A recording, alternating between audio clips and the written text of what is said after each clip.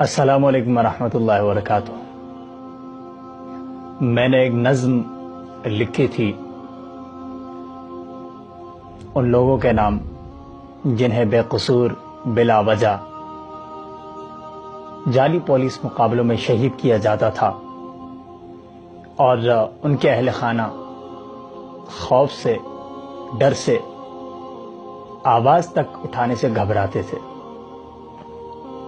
آج وہ نظم میں اپنے اس دیش کے ہر اس مظلوم شہید کے نام کرنا چاہتا ہوں جنہوں نے کسی بھی محاذ پر اس ملک و ملت کے لیے، اپنے دین کے لیے، اپنی نظریاتی اور جغرافیائی سرحدات کی حفاظت کے لیے اپنی جان قربان کی۔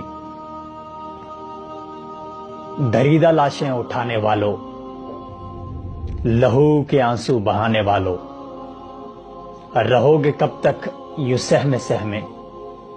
زبان کھولو، صدا لگاؤ، پکارو، چیخو، ندا لگاؤ۔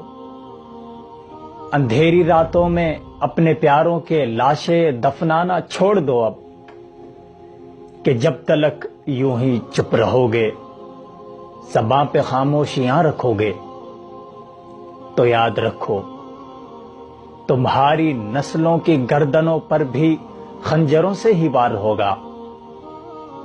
اب اپنے خون کا خراج مانگو، ہلاؤ زنجیر عدل کو اب، ہر ایک منصف کے در پہ جاؤ اور پوچھو ان سے قصور اپنا۔ خاموش رہنے سے کچھ نہ ہوگا، زباں ہے جب تک صدا لگاؤ۔